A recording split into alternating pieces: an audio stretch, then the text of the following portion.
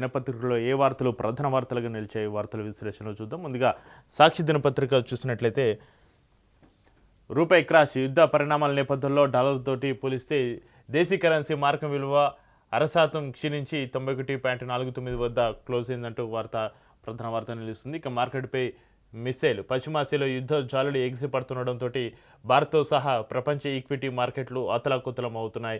ఇటు Israel America రెండు కలిపి కూడా ఇరాన్ పైన దాడులు కొనసాగించడంతో పశ్చిమాసియాలో యుద్ధ జాలులు ఎగిసిపడడంతో ఈక్విటీ మార్కెట్లు అతలాకుతలం అవుతున్నాయి అంటూ మార్కెట్పై మిసైల్ అంటూ ప్రధాన వార్తగా సాక్షి దినపత్రికలో హెడ్లైన్ నిలుస్తుంది. ఇక నిరీక్షణ ముగిసిన నేటి నుంచి ఆల్ ఇంగ్లాండ్ బ్యాడ్మింటన్ ఛాంపియన్షిప్ వ్యవసాయానికి ఏఏ ఊపు మహిళల ఆధ్వర్యంలో మెరిసిన ఏ ఆధారిత ఆవిష్కరణలు అంటూ ఈ వార్తలు ప్రధాన వార్తలుగా హెడ్లైన్లో నిలుస్తున్నాయి. ఇక ఇక్కడ చూడొచ్చు, యుద్ధం తీవ్రం, ఇరాన్కు దన్నుగా బరిలోకి మిలిటెంట్ గ్రూపులు, అమెరికాకు మద్దతుగా నిలుస్తామన్న యూరప్, పశ్చిమాసియాలో విస్తరిస్తున్న ఘర్షణలు, ఇరాన్ పైన ఇజ్రాయెల్ అమెరికా బాంబుల వర్షం, క్షిపణి కేంద్రాలు, యుద్ధ నౌకలే లక్ష్యం, 130 నగరాలపైన దాడి, 600 దాటిన మృతులు. ఇక ఇజ్రాయెల్పై హిజ్బుల్లా క్షిపణుల వర్షం, లెబనాన్ పైన ఇజ్రాయెల్ దాడులు, 31 మంది మృతి, ఇజ్రాయెల్ గల్ఫ్ దేశాలపైన ఇరాన్ దాడులు, నేలకొలిన 3 అమెరికా యుద్ధ విమానాలు, మేమే కూల్చేస్తామన్న ఇరాన్, కువైట్ పొరపాటున కూల్చేస్తుందన్న యుఎస్. చమురు ట్యాంకర్ను ఢీకొట్టిన పడవ, ఓమన్ తీరంలో భారతీయుడు మృతి, ఇరాన్పై దాడులు కనీసం మరో 3 వారాలు ఉంటాయన్న ట్రంప్, అమెరికా విమానాలను భారీగా కూల్చేశాం ఇరాన్, సౌదీ చమురు కేంద్రంపైన దాడి, నెతన్యాహు కార్యాలయంపైన దాడి, ఎకానమీకి క్రూడ్ షాక్ అంటూ వార్త కూడా ఇక్కడ మనం చూడొచ్చు. ఈ యుద్ధానికి సంబంధించి పశ్చిమాసియాలో యుద్ధంతో బగ్గుమన్న ముడి చమురు, 13% ఎగబాకిన బ్యారెల్ క్రూడ్ ధర, హర్ముజ్ జలసంధిలో ట్యాంకర్లపైన ఇరాన్ ఏడాపెడా దాడులు, దీంతో చమురు గ్యాస్ సరఫరాలకు తీవ్ర అంతరాయం, యుద్ధం మరింత ముదిరితే క్రూడ్ రేటు $100 పైకి దిగుమతులపైన పూర్తిగా ఆధారపడిన భారత్పైన తీవ్ర ప్రభావం పడైతే అవకాశం అయితే ఉంది.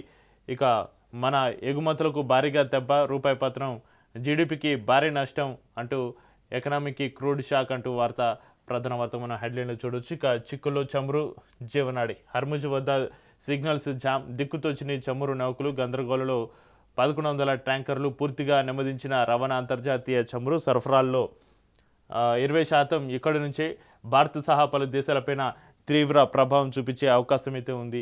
ఇక ట్రావెల్ క్యాన్సిల్, పశ్చిమాసియాలో ఉధృత పరిస్థితుల నడుమ 25% బుకింగ్స్ రద్దు, రీషెడ్యూలింగ్ ఐఏటీఓ వెల్లడి అంటూ వార్తలు ప్రధాన వార్తలుగా నిలుస్తున్నాయి. ఇక పశ్చిమాసియాలో యుద్ధ మేఘాలు కమ్ముకున్నాయి.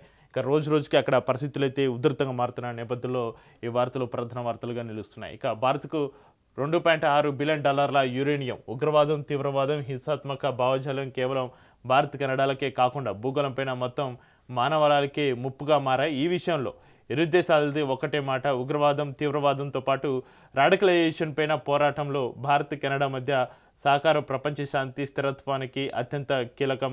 ప్రధాని మోడీ సోమవారం ఢిల్లీలో కెనడా ప్రధాని మార్క్ కార్నీతోటి మోడీ భేటీ అవ్వడం జరిగింది. అరుదైన ఖనిజాల దిగుమతి, భారత్ కెనడా మధ్య కుదిరిన ఒప్పందాలు, త్వరలో సమగ్ర ఆర్థిక భాగస్వామ్య ఒప్పందం ఖరారు.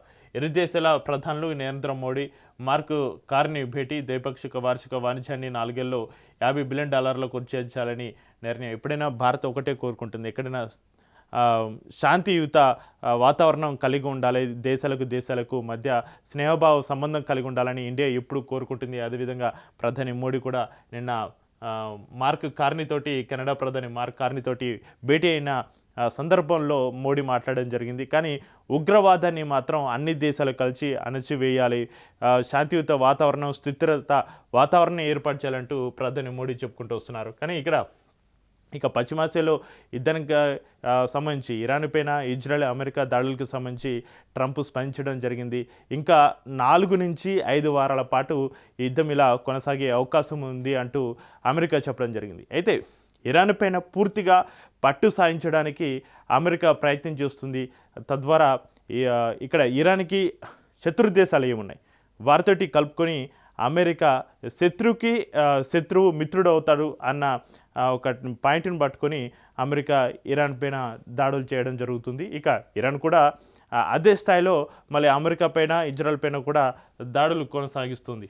మరి చూడాలి ఈ యుద్ధం మరి ఎప్పటివరకు కొనసాగుతుంది. అమెరికా ప్రెసిడెంట్ ట్రంప్ చెప్పినట్టుగా యుద్ధం ఇంకా 4-5 వారాలు కొనసాగుతుందా, పరిస్థితులు ఏ విధంగా ఉంటాయని చూడాలి. ఇక స్టేట్ వార్తలు చూస్తున్నట్లయితే తెలంగాణలో గులాంగిరి చేయొద్దు, ప్రజల కోణంలో పనిచేయండి, పార్టీని ప్రజల మధ్యకు తీసుకెళ్ళండి. డీసీసీ అధ్యక్షులతోటి ఏఐసీసీ అగ్రనేత రాహుల్ గాంధీ మీరేం సుప్రీం, భవిష్యత్తులో మీరేం మంచి నాయకులు అవుతారు, పదవిని దుర్వినియోగం చేయొద్దు, మీరు నిలబడండి, పార్టీని నిలబెట్టండి. ప్రధానమంత్రి అమెరికా గుప్పెట్లోకి వెళ్ళిపోయారన్న రాహుల్ ఎలాగైనా అధికారంలో ఉండాలనేది బీజేపీ విధానమని విమర్శ, అన్ని ప్రజలకు వివరించాలని, పార్టీపైన విశ్వాసం కలిగించాలని పిలుపు. ముఖ్యమంత్రి పీసీ చీఫ్ సమన్వయంతో పనిచేస్తున్నారని కితాబు అంటూ వార్తలు మనం చూడొచ్చు. అయితే రాహుల్ గాంధీ ఇక్కడ హైదరాబాద్ పర్యటన చేశారు. జిల్లా కాంగ్రెస్ డీసీసీ అధ్యక్షుల భవిష్యత్తులో మంచి నాయకులు అవుతారని లోక్సభలో ప్రతిపక్ష నేత రాహుల్ గాంధీ చెప్పారు. ఎమ్మెల్యేలు, ఎంపీలు, మంత్రులు, ముఖ్యమంత్రులు పీసీసీ అధ్యక్షులుగా అయ్యే అవకాశం కూడా వస్తుందని అన్నారు. డీసీసీల అధ్యక్షులు ఎవరికి భయపడాల్సిన అవసరం లేదని, ఎవరికి గులాంగిరి చేయొద్దని, పార్టీకి కళ్ళు చెవులు మీరేనని స్పష్టం చేశారు. సాధారణంగా సింపుల్గా ఉంటూ ప్రజల్లోకి వెళ్ళాలని, ప్రజల్లో పార్టీని నిలబెట్టాలని పిలుపునిచ్చారు.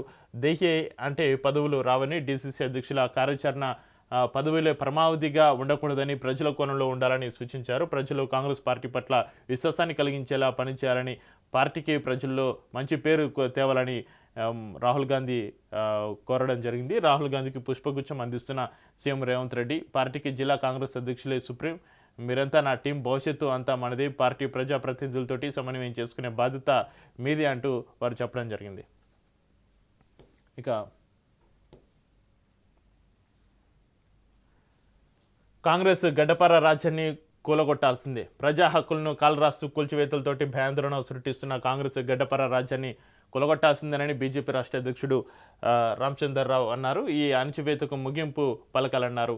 అయితే కాంగ్రెస్ ప్రభుత్వం అధికారంలోకి వచ్చినప్పటి నుంచి రేవంత్ రెడ్డి గడ్డపార పట్టుకొని తిరుగుతున్నారు. తన అధికార బలంతో ఎక్కడ పేదల ఇంట్లో ఉన్నా కూడా అక్కడ కూల్చివేతలు, హైడ్రా పేరుతోటి కూల్చివేతలు, భారీ ఎత్తున ఈ కూల్చివేతలు చేపడుతున్నారు. ఈ పరిస్థితిని అణచివేయాలంటూ రామచంద్రరావు నిన్న మాట్లాడడం జరిగింది. ఇక గ్రేటర్ పైన గులాబీ గురి, వరుసగా మూడోసారి మేరుపీఠం పైన గురిపెట్టిన బీఆర్ఎస్ వచ్చే వారం గ్రేటర్ కార్పొరేషన్లో పరిధిలో సమావేశాలు నిర్వహించనుంది. ఎన్నికల్లో సిట్టింగ్లు నేతల సన్నిహితులకు కాకుండా పనిచేసే వారికే పోటీకి అవకాశం ఇవ్వాలని నిర్ణయించిందంటూ ప్రధాన వార్తగా చూడొచ్చు హెడ్లైన్లో. ఇక సిపిఎంలో అంతర్గత రాజకీయాలు అంటూ ప్రధాన వార్త నిలుస్తుంది. రాష్ట్రీయ స్థాయిలో సిపిఎంలో నెలకొన్న అంతర్గత రాజకీయాలపైన ఆ పార్టీ జాతీయ నాయకత్వం ఆగ్రహం వ్యక్తం చేస్తుంది. ఇక బీఆర్ నాయుడు భయంకర స్త్రీలోలుడు, సీఎం చంద్రబాబుకు బాధితమయ్యేలా రాసిన లేఖను బయటపెట్టిన భూమన అంటూ ప్రధాన వార్తగా నిలుస్తుంది బీఆర్ నాయుడుకు సంబంధించి.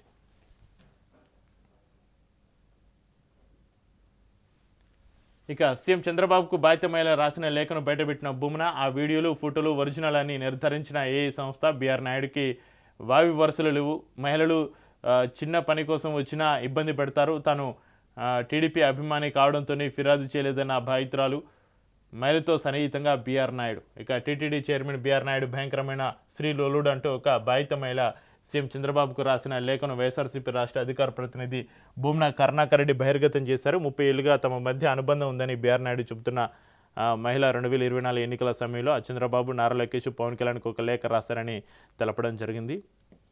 ఇది బీఆర్ నాయుడుకు సంబంధించిన వార్త ప్రధాన వార్తగా ప్రస్తుతం 2 తెలుగు రాష్ట్రాల్లో హాట్ టాపిక్గా నడుస్తుంది. ఇక బాగా స్టడీ చేశాకే మారుతున్న విదేశీ చదువుల ముఖ చిత్రం, ఆచితూచి నిర్ణయం తీసుకోవాలంటున్న కన్సల్టెన్సీలు, యుద్ధాలు, ఉధృత పరిస్థితుల నేపథ్యంలో విద్యార్థుల పునరాలోచన, ప్రపంచవ్యాప్తంగా 30% తగ్గిన జాబ్ మార్కెట్, ఏ దేశం వెళ్ళినా ప్రయోజనం లేదనే ఆలోచనలో విద్యార్థులు, తల్లిదండ్రులు ఉన్నారు. బాగా స్టడీ చేశాకే మారుతున్న విదేశీ చదువుల ముఖ్య చిత్రం అంటూ విద్యార్థుల సమస్యలకు సంబంధించి ఎంత చదువుకున్నా ఉద్యోగాలు దొరకడం చాలా కష్టమే అవుతున్న పరిస్థితి, ఏ దేశం వెళ్ళినా కూడా ప్రయోజనం లేదనే ఆలోచనలో విద్యార్థులు, తల్లిదండ్రులు ఉన్నటువంటి పరిస్థితికి సంబంధించి ప్రధాన వార్తగా నిలుస్తుంది. ఇక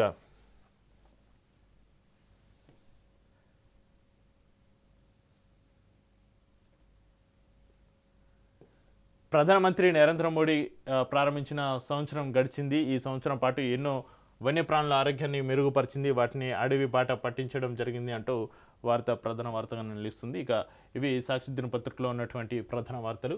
వెలుగు దినపత్రికలో ఏ వార్తలు ప్రధాన వార్తలు నిలుస్తున్నాయి హెడ్లైన్స్ ఒకసారి చూద్దాం. లెబనాన్లోని దాహియో సిటీపైన ఇజ్రాయెల్ బాంబుల వర్షం ఇక్కడ మనం చూడొచ్చు. కువైట్లో కూలిపోతున్న అమెరికా F-15 ఫైటర్ జెట్. యుద్ధ కల్లోలం, అట్టడుగుతున్న అరబ్ దేశాలు అంటూ వెలుగు దినపత్రికలో వార్త హెడ్లైన్లో నిలుస్తుంది.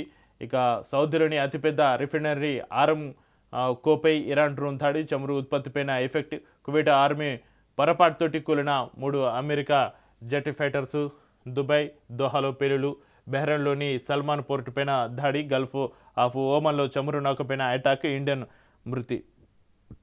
అయితే గల్ఫ్ ఆఫ్ ఓమన్లో చమురు నౌకపైన అటాక్ జరిగినప్పుడు అక్కడ ఒక ఇండియన్ మృతి చెందడం జరిగింది. గల్ఫ్లోని యుఎస్ ఎయిర్ బేస్లోని లక్ష్యంగా ఇరాన్ భీకర దాడులు, అమెరికాతోటి చర్చల ప్రసక్తే లేదని వెల్లడి, ఇరాన్లోని అణుకేంద్రాలపైన అమెరికా ఇజ్రాయెల్ ఎయిర్ స్ట్రైక్స్, లెబనాన్లోని హెజ్బొల్లా స్థావరాలపైన ఇజ్రాయెల్ దాడులు, 3 రోజులు ఇరాన్లో 555 మంది మృతి చెందడం జరిగింది. ఇరాన్పై కొనసాగుతున్న అమెరికా ఇజ్రాయెల్ ఆపరేషన్, ప్రతీకార దాడులతోటి విరుచుపడుతున్న ఇరాన్, కువైట్లోని యుఎస్ ఎంబసీ పైన అటాక్, 3 అమెరికా సైనికులు మృతి చెందినట్టుగా ఈ హెడ్లైన్లు మనం చూడొచ్చు. ఇక టెహ్రాన్ పైన అమెరికా ఇజ్రాయెల్ దాడితోటి దట్టంగా కమ్ముకున్న పొగకు సంబంధించిన దృశ్యాలను ఇక్కడ మనం చూడొచ్చు.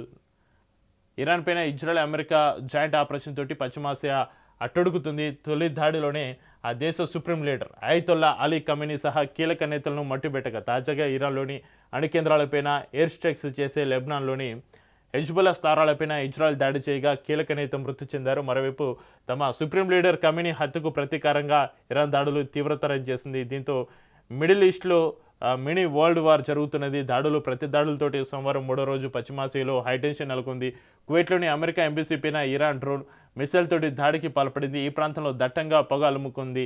బాంబు పేలులు, అంబులెన్సులు, ఫైర్ ఇంజిన్ల సైరన్లతోటి ఆ ప్రాంతం దద్దరిల్లింది. అలాగే సౌదీ అరేబియాలోని అతిపెద్ద రిఫైనరీ అయిన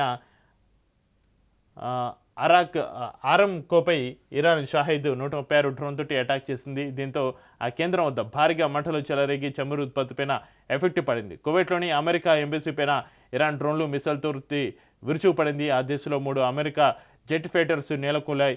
బెహ్రెన్లోని సల్మాన్ పోర్టు పైన ఇరాన్ దాడి చేసింది. దుబాయ్ దోహాలోను భారీ పిల్లలకు పాల్పడింది. గల్ఫ్ ఆఫ్ ఓమన్లో చమురు నౌకపైన అటాక్ చేయగా ఇండియన్ మృతి చెందారు.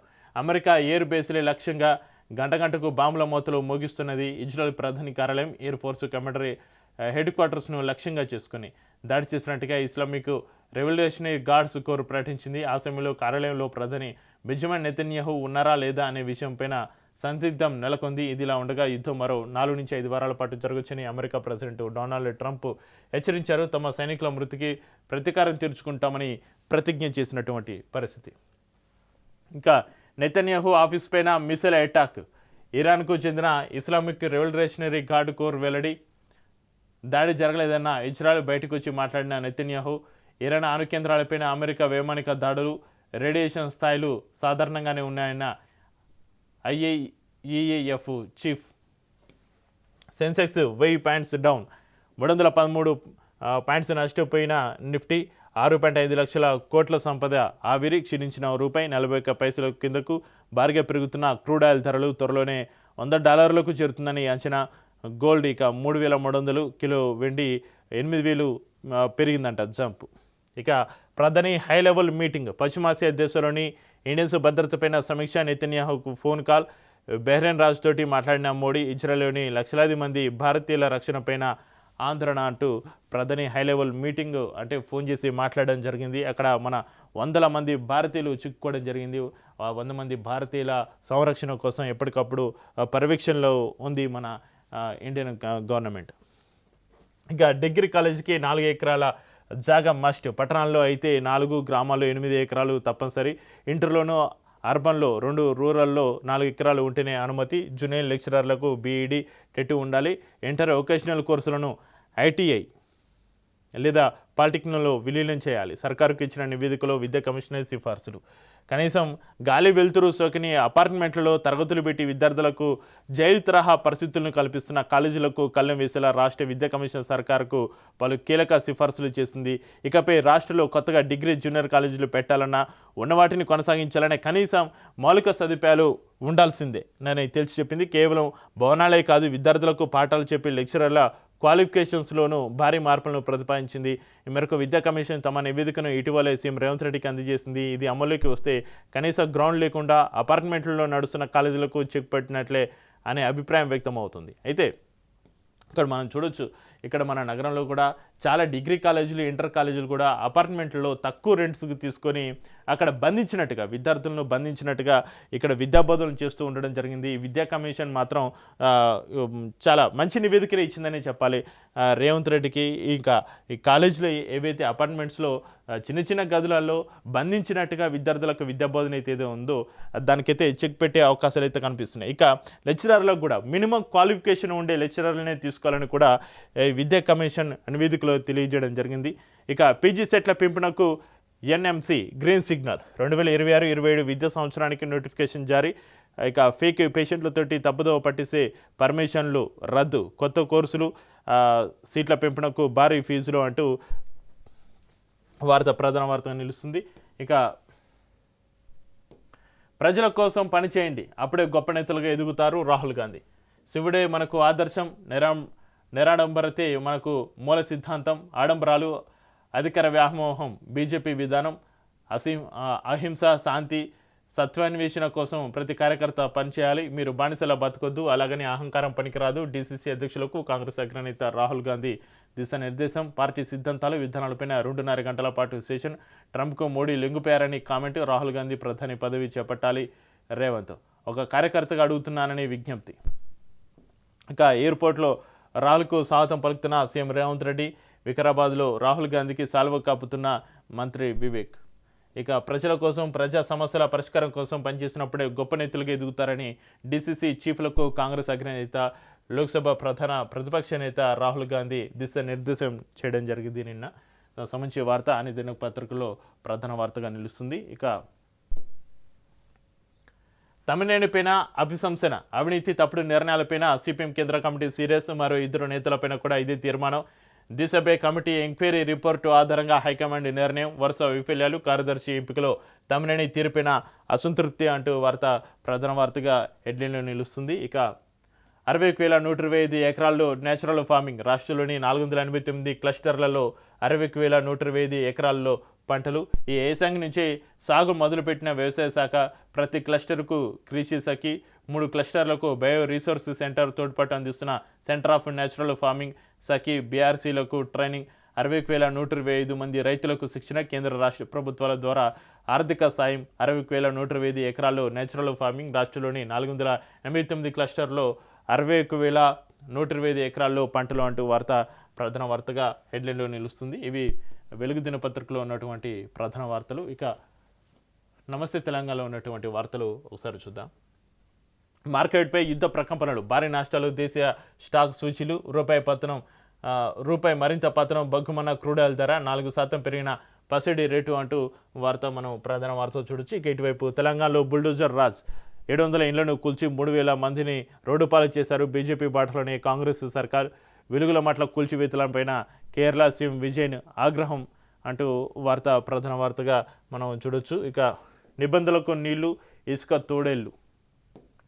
జయశంకర్ భూపాలపల్లి జిల్లా మహదేవ్పూర్ మండలంలోని అన్నారం బారాజ్ వద్ద సోమవారం నాటి దృశ్యం ఇది. ఇక చూడొచ్చు. జయశంకర్ భూపాలపల్లి జిల్లా మహదేవ్పూర్ మండలంలోని అన్నారం బరాజ్ వద్ద సోమవారం నాటి దృశ్యం ఇది. నిన్నటి దృశ్యం. బరాజ్ వద్ద తవ్విన ఇసుకను వరుస కట్టి తీసుకెళ్తున్న లారీలు వరుసగా. ఇంకా అన్నారం పైన అవే కుట్రల ఇసుక తవ్వకాల కోసం కాళేశ్వరాన్ని బలిపెడతారా కేటీఆర్. నిబంధనలకు నీళ్లు వదిలి బరాజ్ పిల్లర్ల వద్దే భారీ ఎస్కావేటర్లతోటి ఇసుక తోడుతుండడం దుర్మార్గం. అన్నారం బ్యారేజ్కు ఏదైనా జరిగితే బాధ్యత మీదే. ఇసుక మాఫియాపైన క్రిమినల్ చర్యలు తీసుకోవాలి. తెలంగాణను నిలువుదోపిడి చేస్తున్న కాంగ్రెస్, ప్రజల పార్టీ నేతల భర్తం పట్టడం ఖాయం. బీఆర్ఎస్ వర్కింగ్ ప్రెసిడెంట్ కేటీఆర్ ధ్వజం. ఇక ల్యాబ్ టెస్టింగ్ కోసమే ఇసుక తవ్వకాలు, ఫలితాలను బట్టి బరాజు పునరుద్ధరణ ప్రభుత్వం. అందుకు 100 లారీల్లో శాంపిల్ల. నెటిజన్ల ప్రశ్న. అయితే ల్యాబ్ టెస్టింగ్ కోసం ఇసుక తవ్వకాలంట. ఇక్కడ చూడొచ్చు, ఇక్కడ ఇన్ని లారీలు వరుసగట్టి వెళ్తున్నాయి, ల్యాబ్ టెస్టింగ్ కోసం ఇన్ని లారీలు అవసరమా అంటూ ఇక్కడ నెటిజన్లు కూడా ఒకవైపు ప్రశ్నిస్తున్నటువంటి పరిస్థితి ప్రతిపక్షాలతో పాటుగా. ఇక్కడ తెలంగాణను నిలువు దోపిడీ చేస్తున్న కాంగ్రెస్ నాయకులారా, ప్రజలు మీ భరతం పట్టే రోజు అతి దగ్గరలోనే ఉన్నది, ఖబర్దార్ అంటూ బీఆర్ఎస్ వర్కింగ్ ప్రెసిడెంట్ కేటీఆర్ హెచ్చరించారు. మేడిగడ్డ బరాజుపైన కుట్రలు చేసింది చాలదన్నట్టు అన్నారం బరాజ్ను కూల్చే కుతంత్రాలకు తెరతీశారా అని నిలదీశారు. నిబంధనలను పాతరేసి ఏకంగా బరాజ్ కిందే భారీ ఎక్స్వేలేటర్లతోటి ఇసుక తవ్వకాలు జరపడం దుర్మార్గమే కాదు, అతిపెద్ద నేరమని ఆగ్రహం వ్యక్తం చేశారు. బరాజ్ సమీపంలో ఇసుక తవ్వకాలు చేపడకూడదన్న రూల్స్ను బ్రేక్ చేసిన మాఫియాపైన వెంటనే క్రిమినల్ చర్యలు తీసుకోవాలని డిమాండ్ చేశారు. అన్నారం బ్యారేజ్ కింద భారీ ఎక్స్కవేటర్లతోటి ఇసుక తవ్వుతున్న ఫోటోలను ఎక్స్ వేదికగా సోమవారం పోస్ట్ చేశారు. కాంగ్రెస్ ప్రభుత్వ తీరుపైన ధ్వజమెత్తుతున్నారు. ఇక బరాజ్ల చుట్టూ ఇసుక బకాసురులు మరమ్మతుల మాటన విచలవడిగా తవ్వకాలు, సర్కారు కాలయాపన, అధికార నిర్లక్ష్యంతో మాఫియా పంజా. ప్రతిరోజు 300కు పైగా లారీలో టన్నుల కొద్ది ఇసుక తరలించడం జరుగుతుంది. అన్నారం బ్యారేజ్ పిల్లర్లకు అటు ఇటు క్యూ కట్టిన వాహనాలు.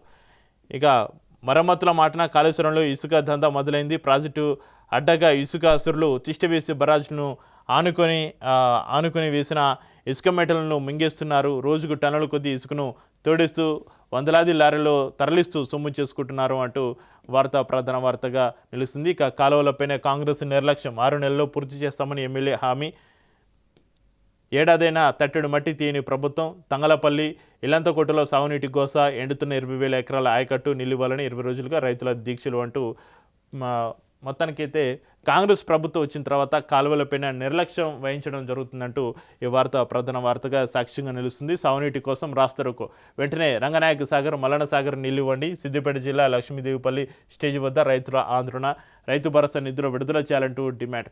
ఇక రైతు భరోసా నిధుల్ని గాలికి వదిలేసింది ప్రభుత్వం. ఇక రైతు భరోసాని మాత్రం మర్చిపోవాలి అనే పరిస్థితి అయితే తీసుకొచ్చింది కాంగ్రెస్ ప్రభుత్వం. ఇక నిర్బంధ నీడలో రాహుల్ పర్యటన నేపథ్యంలో సోమవారం అరెస్టైన విద్యార్థి జేఏసీ నాయకులు. కొలువులపైన నిలదీస్తారని నిరుద్యోగులపైన ఆంక్షలు. అశోక్ నగర్, చిక్కడపల్లిలో అర్ధరాత్రులు అరెస్టులు. వికారాబాద్ జిల్లాలో బీఆర్ఎస్ నేతల నిర్బంధం. హెలికాప్టర్ టూర్కు రోడ్డుపై రాకపోకలను నిలిపివేత. అయితే హెలికాప్టర్లో టూర్కు రోడ్డుపైన రాకపోకలను నిలిపివేత అంటూ కూడా ప్రజలు నవ్వుకుంటున్నటువంటి పరిస్థితి. హెచ్సిఏ నిధుల లూటి. మంత్రి కంపెనీకి 69 కోట్లు మళ్లింపు. అధికార మండగా ఉత్తర తెలంగాణ అమాత్యుడి ఆటలు. 22 ఏండ్ల కిందటి ఫైల్ తీసి సొంత కంపెనీకి నిధులు బదిలీ. ఆ డబ్బుల కోసమే పదవి నుంచి పాత అధ్యక్షుడి తొలగింపు. కొత్త అధ్యక్షుడు బాధ్యతలు చేపట్టిన వారంలోనే అకౌంట్లోకి హెచ్సిఏ నిబంధనల లూటి అంటూ వార్త ప్రధాన వార్తగా నిలుస్తుంది. ఇక ఆర్టీసీ విలీనం పైన ఇక తాడోపీడు. వరుస ఆందోళనలకు కార్మిక సంఘాల పిలుపు. 23న ఎస్డబ్ల్యూఎఫ్ సిఐటియు మహాదీక్ష చేపడుతుంది అంటూ ఓ వార్త ప్రధాన వార్త నిలుస్తుంది. ఇక బాల్కసుమన్కు బెయిల్ మంజూరు అనుమతించిన మంచిర్యాల సెషన్స్ కోర్టు. ఇక వసూలు దందాకు షాడో సీఎంఓ. మంత్రులు కార్యదర్శుల కన్నా నీడలే పవర్ఫుల్. బామార్దికి గనుల శాఖ, స్నేహితుడికి హోంశాఖ. మున్సిపల్ సినిమాటోగ్రఫీ పైన నమ్మిన బంట్ల పెత్తనం. సోదరుల కన్సల్లో రెవెన్యూ, విదేశీ పెట్టుబడులు, పోస్టింగ్లు, బదిలీలు, పైరవీలు, సెంటిమెంట్లు, ప్రాజెక్టులు, ఫైలు ఏదైనా వారి పర్యవేక్షణలోనే. కేరళ మూటల్లో ముఖ్య నేత వాటా 500 కోట్లు. ఆ నిధులు సరిదే బాధ్యత షాడోలో భుజం మీదిరే అంటూ వసూలు దందాకు షాడో సీఎంఓ. 24 శాఖల్ని శాసిస్తున్న ముఖ్య నేత సన్నిహితులు అంటూ వార్త ప్రధాన వార్తగా నిలుస్తుంది. ఇక ట్యూటర్లకు జీతం ఎక్కువ, టీచర్లకు తక్కువ. ప్రైమరీ టీచర్లకు 16,000 వేతనం చాలు, ట్యూటర్లకు 20,000 ఇస్తే సరిపోతుంది. ప్రభుత్వానికి విద్యా కమిషన్ వింత సిఫార్సు అంటూ విద్యా కమిషన్లో లోపాలను కూడా విద్యా కమిషన్ నివేదికలో లోపాలను కూడా ఇక్కడ ఎత్తి చూపడం జరిగింది. ఇవి వివిధ దినపత్రికలో ఉన్నటువంటి వార్తలు. చూస్తూనే ఉండండి రాజ్ న్యూస్.